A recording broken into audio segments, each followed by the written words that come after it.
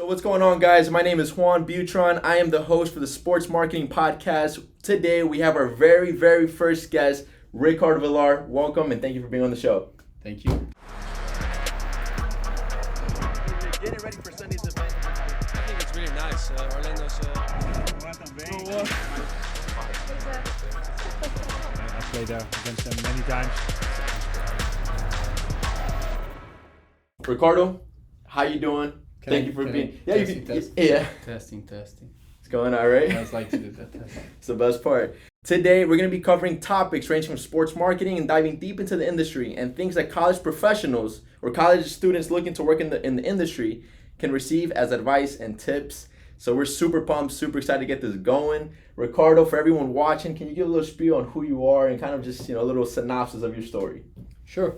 So, named Ricardo Villar. I was born in Brazil, was raised in São Paulo, played in the São Paulo FC Academy for 10 years, and I was recruited by Barry Gorman, coach Barry Gorman from Penn State. He came down to Brazil to, some licensing or something about coaching happening down there, and then there was an opportunity to showcase our talent in one of the friendly São Paulo's playing, and from there I learned about college in the US, opportunities around scholarship, and I ended up accepting and coming to Penn State. I graduated in 2001 as an industrial engineer. Oh, wow. And was drafted by MLS at the time. Nice. So yeah, Penn State, great school. I didn't even know. Top D1, so right? blessed by landing in that university, but I didn't know how professional the college sports was, and wow. Everything to you, and you just gotta go out and play and have a great life, really, that doesn't ever come back. So it was the best time of my life. Awesome. But I was I guess voted All-American at the time, and then MLS drafted me, and I was graduating with the diploma in my pocket. I said, might as well give it a go. So I ended up having a 12-year career professionally, mainly in Europe, where I went a year later. Then coming back to finish my career at FC Dallas with MLS. Nice. I stopped in 2013. In 2013 December, I moved to Orlando, and I guess from there, Florida Cup. The rest is history. Was born, yeah. So I won't jump to the next questions, but that's a little bit of the background here. Nice, man. Very awesome. This is also when MLS was also fairly new. It was I think 5 years and 5 years old. Kind of old, right? It's a very, very new league. Changed a lot when I came back 10 years later. Wow. Yeah, no, it's definitely grown a lot, and I think I think people like you were like the pioneers, like the first kind of players in that side. So. And I couldn't even play in the beginning. When I first came out, there were rules around only 3 foreigners per team. Oh wow. And I was a foreigner. Yeah. It was difficult. So they always had the sister clubs at A-League at the time was called. I think nowadays you could say USL maybe. Yeah. Where you were moved there, and then you got to play games. So I played and did well. Was all A-League team, and it was a chance to just go try something new. So I went on a trial at Hannover 96. Just booked a plane, landed on a hostel, and fought for it and stayed there. 6 months actually on trials before I landed the Salzburg. Really, I didn't know that. Contract, yeah. So wow. It was you gotta go through that. Yeah, man. So you stayed in the hostel. How was that experience? So it was actually interesting because I don't want to be off point here on the whole topic, but I think it goes right along on resilience and keeping your dream alive and going after things. And it was a good opportunity. I mean, I was single, going over there with the diploma in my pocket. I wanted to play football, and Europe was, I guess, the top place where you could go. When I got there with the opportunity to just be on trial, I didn't even know the trial was with the second team. Oh wow! And then I got there, and it was in a hostel. You got 18 people sleeping with you. You can't really sleep. Yeah. I've been there, man. It's economy flight, land, don't sleep, then go into training. Yeah. But luckily, I mean, You've seen me play before. I'm okay. So you're pretty good. I wasn't at the level of where I needed to be up there, but I was better than the second team level. And then I did well in the training, and then I was called up to the first team, and I went back to the hostel. I slept, and then the next day I was destroyed. But the next day when I woke up, the team was only training the afternoon. In the morning, this trainer from the team, it was really the guy that does fitness. Took me for trials, so I had to do the jumping, the sprints, the 30 meter cardio, all that, and then an hour around the park. And the guy just had the tempo on him was unbelievable. I was done. I was like, and I couldn't stop. I couldn't save myself for later. You had to do well. I mean, he was taking notes and times. Of course. So I gave it all in, came training, and I couldn't walk. So I finished training. The coach said, "You know what? Thanks for coming. I don't think you got the weapons and what it takes." And really? and all that. And I said, "It was Runnick. Ralph Runnick, the big time coach, and to today, I mean, did a lot. He went to then Schalke. I mean, the whole Red Bull system and Leipzig came up. Created a big legacy there, yeah. And I said to him, I said, look, I made all the way here. I've been not sleeping for 2 nights in the hostel and did training this morning what the other guys didn't. I mean, obviously, I respect your decision, but I'm here. I have to ask, can I have one more training sleeping somewhere that I can actually sleep? And the guy, he said, well, I'll come back with a definite answer in 2 minutes. He came back and says, okay, I got you a hotel. Wolfgang's going to take you there. And then you come in tomorrow where we have scrimmages before we leave to play Dortmund, and you get to play against the, for the reserves against the first team for 25 minutes, whatever it is. Always when you get that training before you go into a game 2 days before. So I did. I slept, and then the next day I woke up. The reserves won 2-1. I had both goals, and then it was like then the newspapers were making a thing about it, and all the team went and played. I watched from TV, lost 6-2 to Dortmund. Coach got fired. Oh my God. Then I went to the training next day. The athletic director, which they probably were already, with this thing possibly coming in a potential crisis to be there. I didn't know much about it. I was just landing in the club. Yeah. It's like, who are you? What are you doing here? Who's this guy?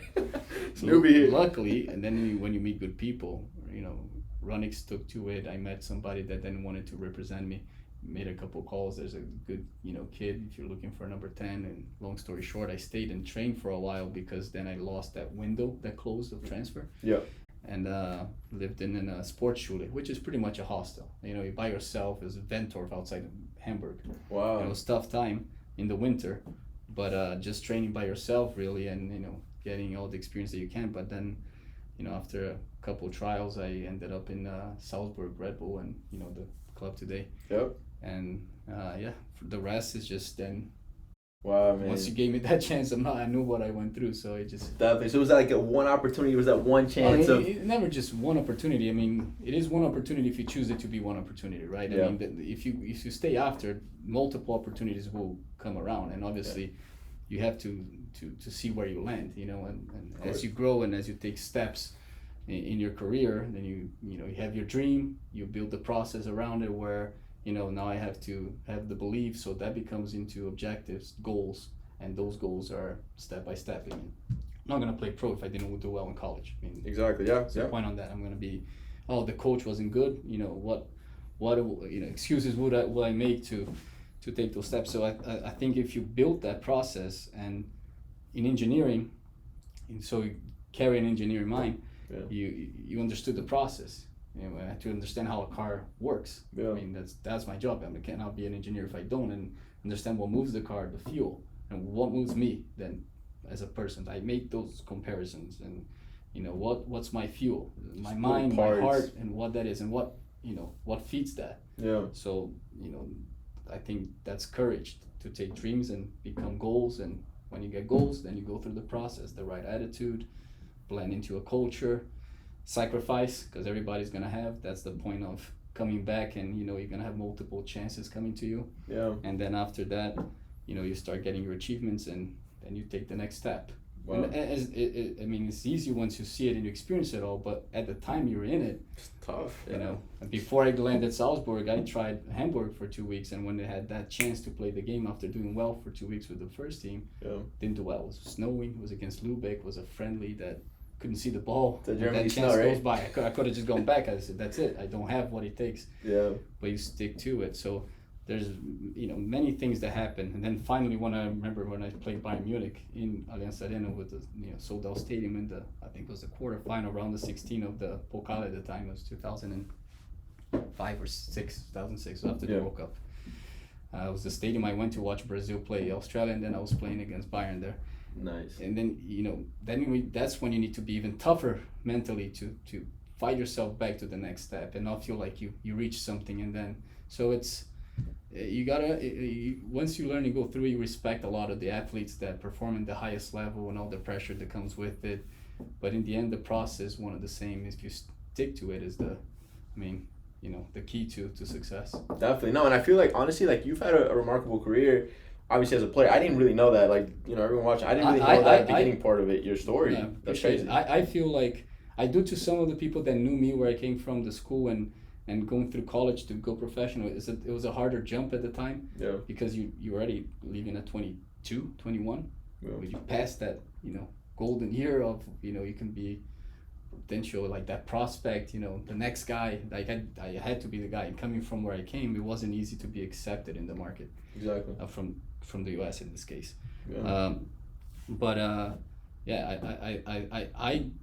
I think I could have gone farther. I think that I got to the point where when I saw where I went and all that, I started making other decisions, around it when I left Kaiserslautern to go to Munich, for example, and took a step down in the league, but then was playing more. Yeah. I don't regret it, it's just all part of coming back, and confidence you build by training, by doing it, and obviously it proves to you on day to day. So sometimes you may have an awful game and people put you down, and you're like, do I match up to this? Like, because I'm not strong and I'm not fast. That comparison kind of like... I don't have that talent. I need that attitude to be better than the talent. Yeah. So I'm an overachiever, not an underachiever. So how can I be different? I knew I had some skills and could think around the field, but the game is fast. You got to make sure that your mind is the athlete and not otherwise, so you can match up with some players. Because every year went by, you can see my gray hair. I was painting it since the last 4 years of my career because there are trialists coming in and flying by you. So... And you're exposed to those things. Like that pressure is heavy. So, there's many factors on that, but the mind is it's where you carry and you learn from sports, and you carry to the sports business field. Wow, that's awesome, man. And for those who don't know what hostels are, because I'm a college student as well, hostels are pretty much, you go into a place and you're in a room with could be 8, 7, 10, 14, 18 people, and literally, like, people are talking and screaming. Right? Yeah, tourists. And, obviously it's fairly cheap, but to know that you're in a hostel. They take your phone, they take your... Everything. You sleep with your stuff like this. And it's tough because, like, I went to the hospital, like, this past year, my first time, and it was my first time. It was a little scary because it's like you're in a different country, different place. You don't know who the people are. You know you're sleeping next to a bunk bed. Yeah. It's crazy, but all in all, Ricardo, I think that just shows, like, the perseverance of, like, kind of like the steps you took, and I think people can see that and relate to that. And even, I think those steps, in a way, have kind of, like, made that foundation to what you are today, right? Like, maybe helped form your personality and your, if that can't be done, okay, then let's find another way. If this opportunity comes, like you said, let's go for the next opportunity and just keep going. And obviously the mindset, it's a huge portion in that side. So and it comes back to that trick, it's life is going to prove to you along the way through experiences that your mind is the most important thing that impacts what happens, how it molds your future. Yeah.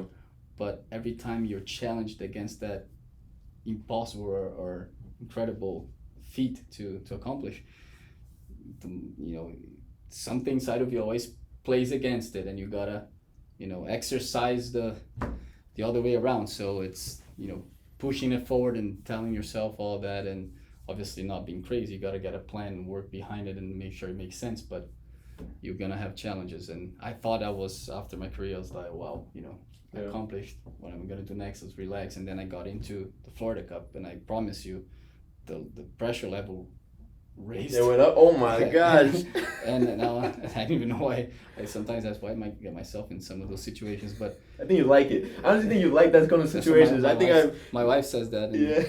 And then, but as you get older, you get more mature. You learn how to deal with things better and mitigate your risk better. But if you go into the Florida Cup next, you understand how it was something that just turned big really quick, and how do you now support it if you didn't have the resources or the plan to jump that fast. Of course. But how do you let it go? Exactly. Right. So, and going into that segue, I know you just mentioned Florida Cup as well. We'll kind of break into that. That's actually one of the questions that we have is Florida Cup.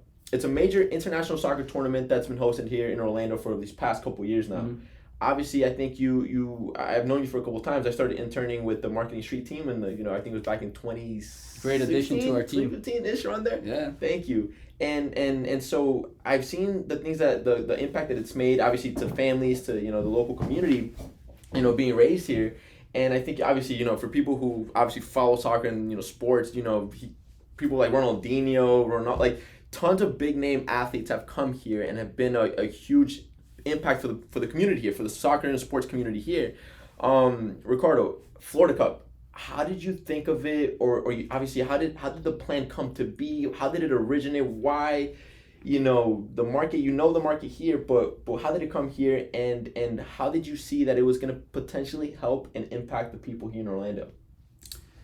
So conceptually speaking first, right, the whole idea was to combine in an event something that technically delivered to the clubs what they needed on the preseason period. Yeah. And commercially, obviously, generated enough opportunities off the field, not only for the clubs as partners, for brands to come in and obviously explore all the media and the content that it generates. And the idea was, where do we do this? And once I moved to end my career at FC Dallas, we came twice on preseason to Orlando. Yeah. I met this guy, Patrick Dix, which was a great mentor and important to this whole thing happening, kind of convinced me that there was a space here to come in the market and do something different. But we played the MLS Classic, Pro Classic at the time, but only MLS teams. Nice.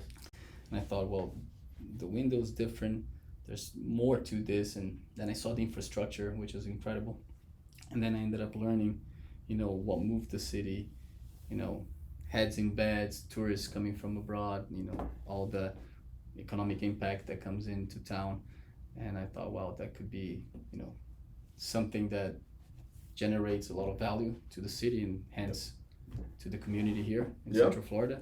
And also a win-win overall, because the clubs will be happy with it, and obviously all the brands that are associated to this market, whether it's through tourism or houses, like we got Lennar, we got Universal Orlando Resort, Adidas, and others.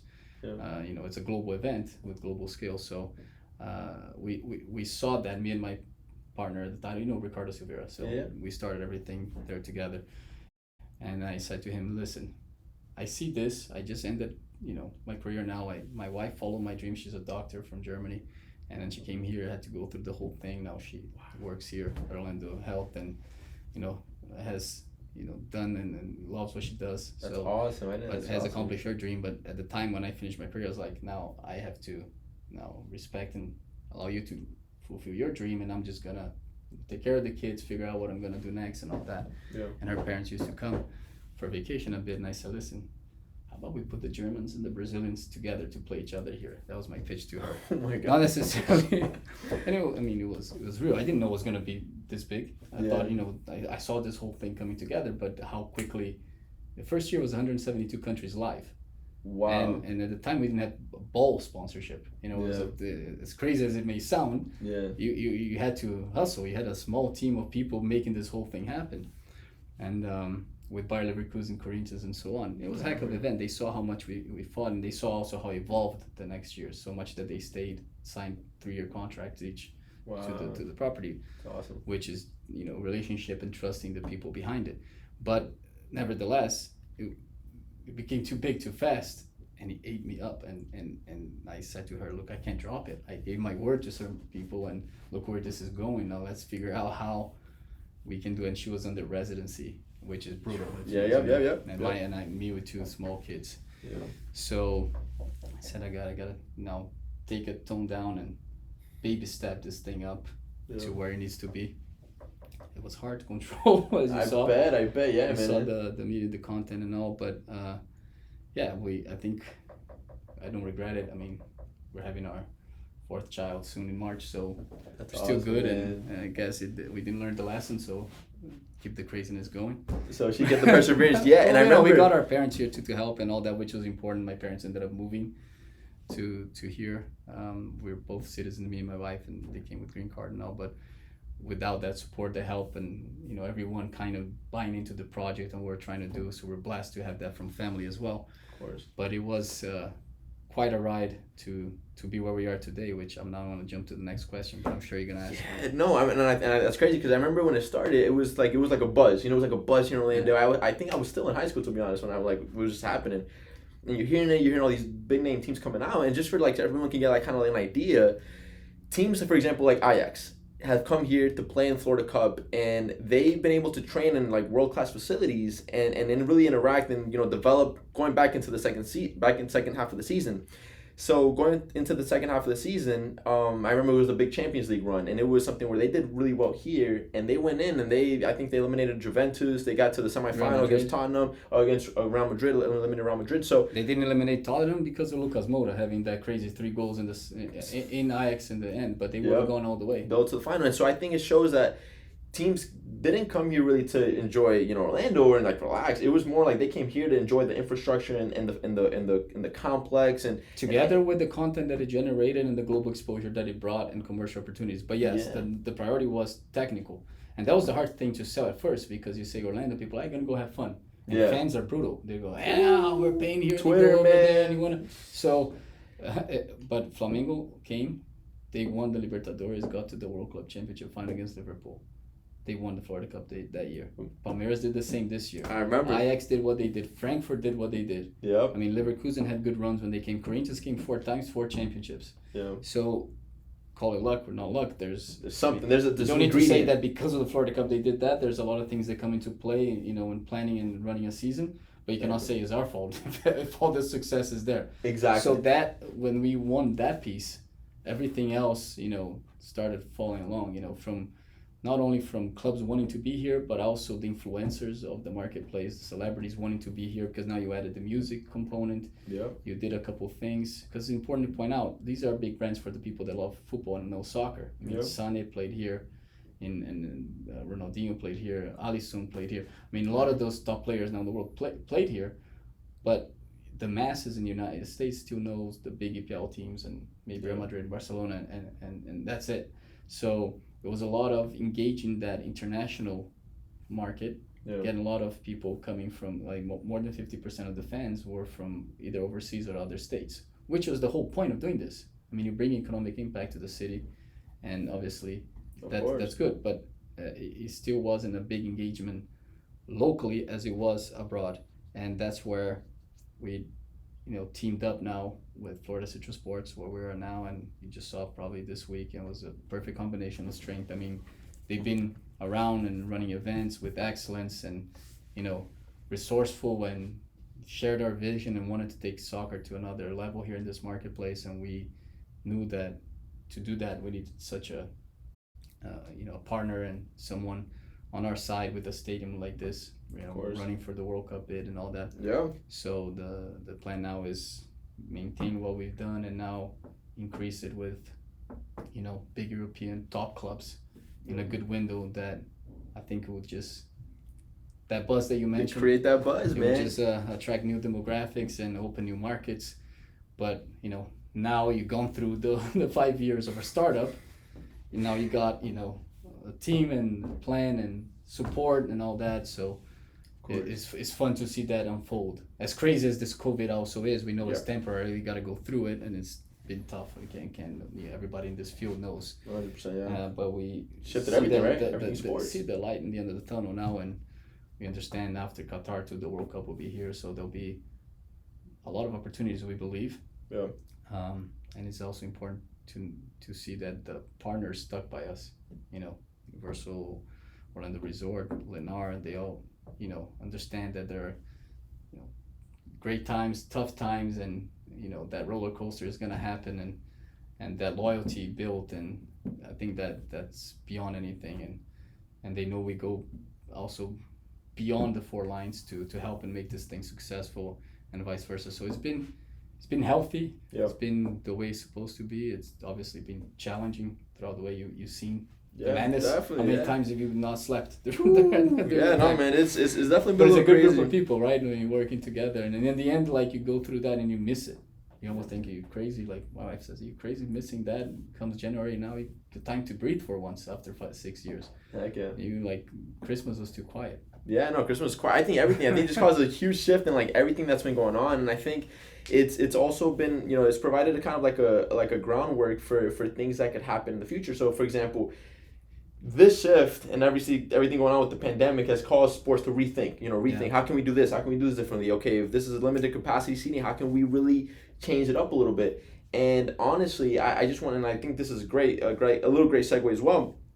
You said that this, obviously, for everyone watching, the United States will be hosting, along with Canada and Mexico, the World Cup in 2026. Florida Cup, or obviously Orlando, is one of the hosts. The cities that are, you know, bidding to be one of the host cities. One of the finalists. Exactly, and I think Florida Cup, along with, you know, different, you know, obviously Orlando hosts a lot of teams. Yeah. It provides the groundwork, and it shows that we could host international sporting events here.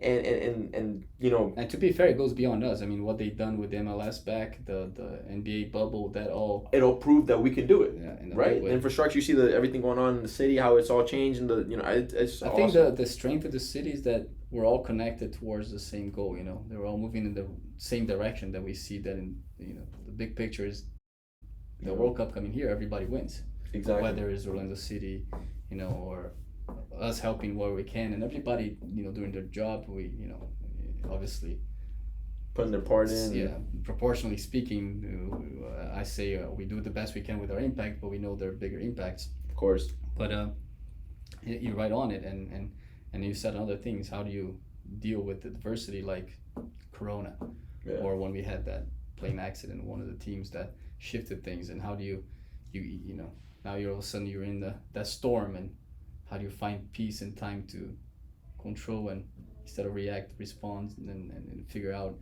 how to get out of it in a way that you feel somewhat a little bit in control, even though Corona never put anybody in the driver's seat. You just always, you know, adapting and seeing what's happening next, which was crazy, but it forces you to really think outside the box. Yeah, it does, and but to the point too that you know what you know is true in your heart, that why you built this and why people do this. I think people miss it. I think, you know, in the end, obviously there's more important jobs out there, the ones that are essentials and doing things like that, but having events where you work so hard and you take your families and live those moments, whether it's here or in trips or whatever you do, you know, in the end that's what's all about. So it keeps your mind healthy. You know, sports keeps your mind healthy. Yeah. And it gives you something to think about, to cheer for, and all that. So we understand also our role, as less essential that it may be to some others. I think that it also showed that mental health is going to be a big thing in the future. Yeah. So we're glad to, you know, provide those unique experiences and hopefully keep doing it, as much as we all been forced to do this under just content digitally and online and media and watching the games, which is still okay, but it's been a challenge. You know, once it opens, that you're back here living this is a, you know the difference when you went to the Fan Fest closing and that energy and everyone there. So just seeing it virtually is a whole different thing. We look forward to get that at some point when it's safe, when it's the right time, and you know, it's tough to plan without knowing. Yeah. But we believe that now we're hopefully getting there. Eventually, a little bit sooner than hopefully later. Yeah, I mean.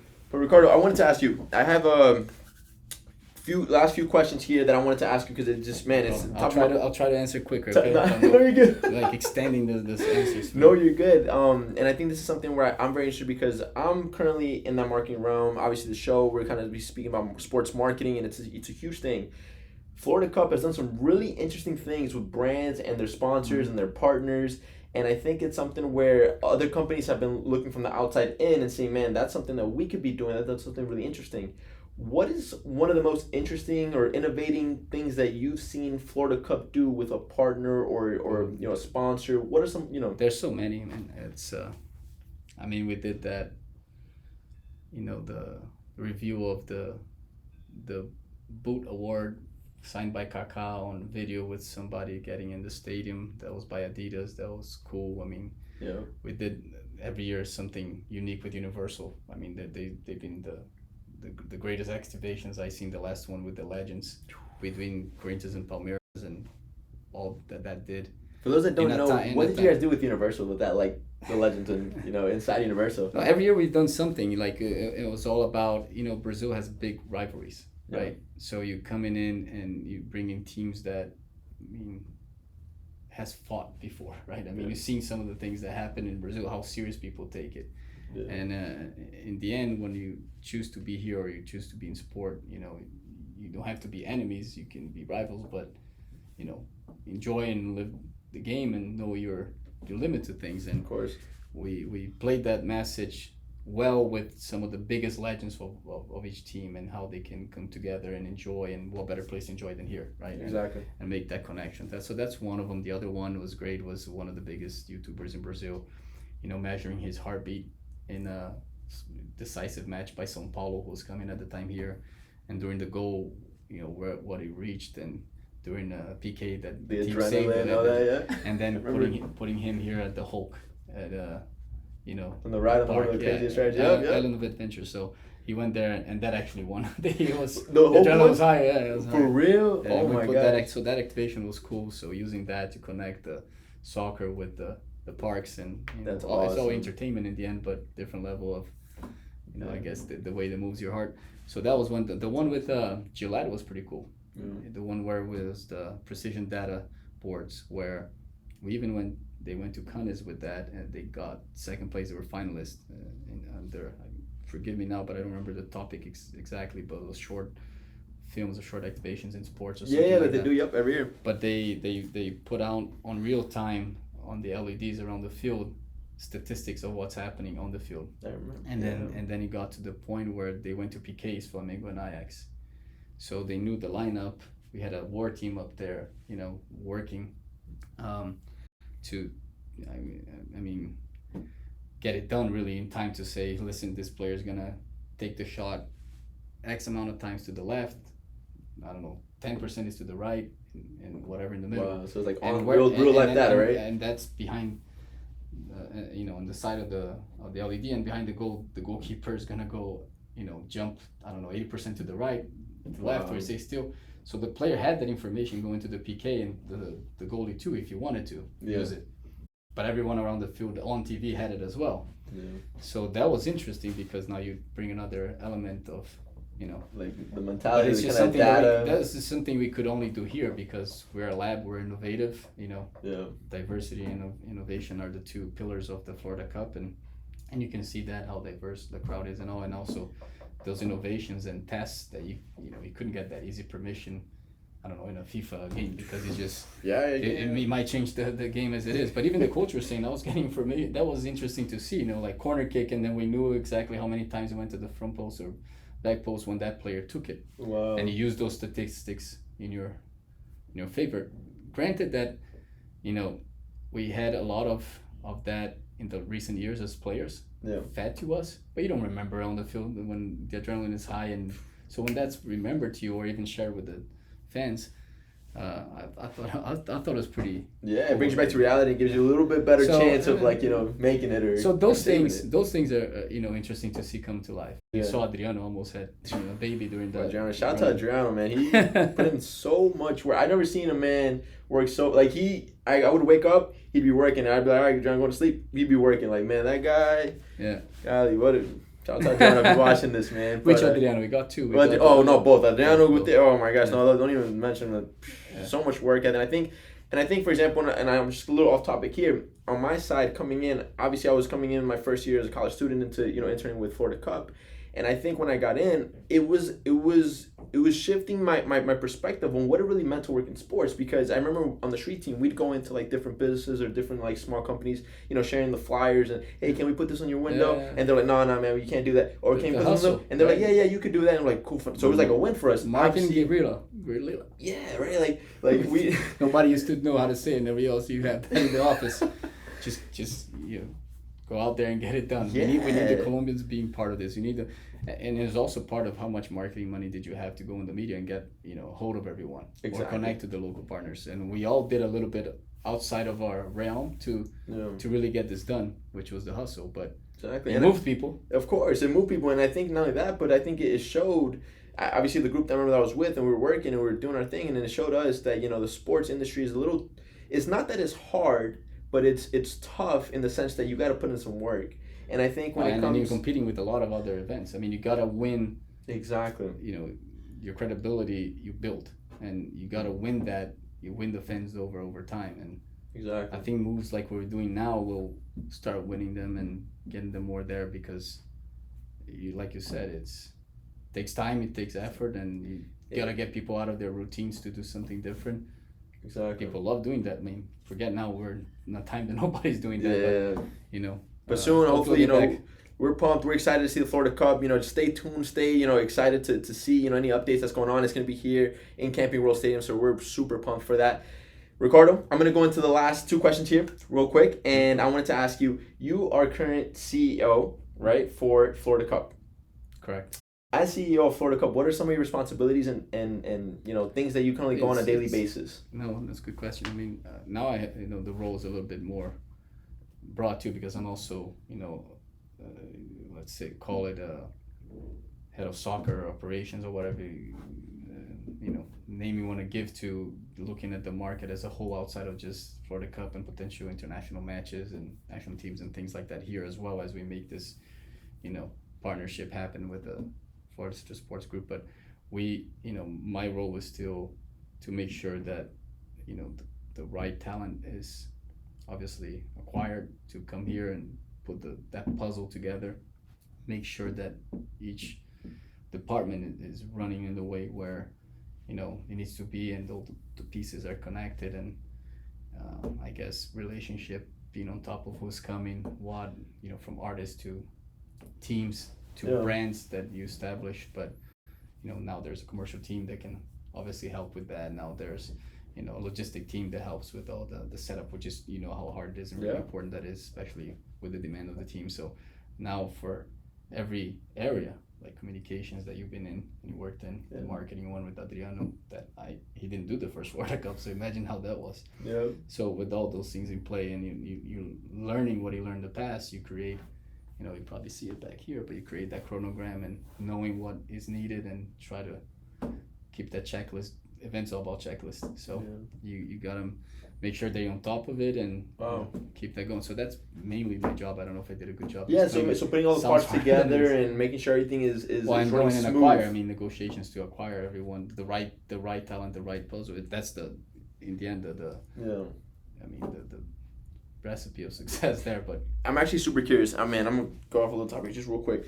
Negotiations. What is your number one thing to truly in negotiation when you're sitting down with these top level clubs and you're there? How do you make them feel that it's a win-win? Because obviously a lot of people, for example, you have salesmen or car sales, whatever it is, and they're like, man, I'm gonna try to do my best to win, and man, that person might not win. But the first thing you got to know yourself that it's good, right? Yeah. If you truly believe it, which I do.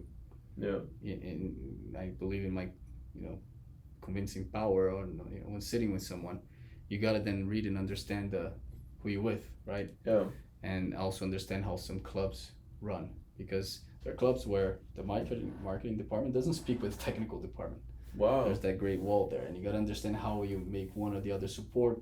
And if you don't know if both can together support, who then is the most powerful that shifts the scale in your favor, or the president sometimes, because clubs in Brazil, they're associative, so politically speaking, there's elections where new people will come in and then they have the power to do something. So you gotta understand, try to read and know the egos of the people there. And then sometimes you go to, most of the time in Europe, depending on the country, but it's more of a corporation and decisions are made different. So of course every single one of them is going to be different. Wow. And but in the end, you have a good product that you're putting out, and it's just a matter of just being confident and in what you have. time, you find out if you do want to work with some of them or not, because it's important that they're partners. If not, I mean, what's the point? You're just gonna have a headache coming here. So that's awesome. So just knowing that you have something really good to offer, and knowing that you can bring it to the table. Awesome, Ricardo. And then this is the last question that I have for you, and this is one that's gonna be really special. A lot of people are watching probably, and I'm a college student, University of Central Florida. There's some college students that could be watching, or even high school students, for example, that are thinking about joining the sports industry and are thinking what it is that I can do to get there. what are some of your tips or advice that you can give to them in order for them to really know what it takes to make it in this industry? I don't know if I'm the best one to give that advice because I didn't do marketing or sports marketing or anything related to sports in college. Yeah. I think it's very valuable and important. I mean, to be fair, industrial engineering has helped me a lot on, you know, the administrative side because that's the closest to business administration as you get in engineering. Yeah. But also logistics and, I mean, certain things like that. But the rest was mainly working, learning, I think through soccer, always trying to understand behind the scenes. Because when you play, I mean, you see that whole thing set up, you just go and play is the best life you got. Yeah. But you never value the guy that prepared and made all things happen to be sure that it's done in the right way, you know, from the TV production to the crowd management and whatever it needs to be done around the state. But it's a massive work. Yeah. So always being intrigued, I think, is my answer here to what's happening around you and trying to learn and seeing if you do have the appetite or, you know, of course, the drive to want to do more, because in the end you gotta do something you love. If not, you're not gonna try your hardest. Don't tell me, oh, I'm just gonna work and then this. But if you're not loving it, you're just gonna be mediocre, or you could be good at it, but it's gonna be a limit to it. So, of course. And at the same time, understand that it's I mean, it's a great area and business. There's a difference between the risk takers and the people that will work underneath those entrepreneurs. So understand where you are there, and then how first you should learn, and then, you know, which it's not something I did, by the way. You can call it I did because I've been paid to be played forever. Of course. But once I entered the event, I could have first entered an event that existed, working for it to learn, versus just picking one up and just making it happen and putting that, you know, cost on your back and taking it and saying, I got to turn this around. And so it was a great learning experience, I think. It was a great learning experience, the hard way, but if you can, then first learn by working under somewhere, and then obviously be intrigued by what you know, different things and what you like best. You'll find your passion and then go for it, and then obviously the rest is about your right attitude and that process I said in the beginning on the long answer that I gave you. Yeah, no, awesome. Ricardo, thank you so much for being on this show. You are the very first guest on this show, and I think I'm very grateful to you. And I think obviously, and I always say to you and to Adriano, both Adrianos, really, and the whole Florida Cup staff and team, is that I think as a young college student, I've learned so much, and I'm incredibly grateful because of what I've been able to do and grow as a professional, knowing that I can go in 10 years from now and know that what I learned when I was, you know, on the marketing street team, that I can use those same skills and execute over here.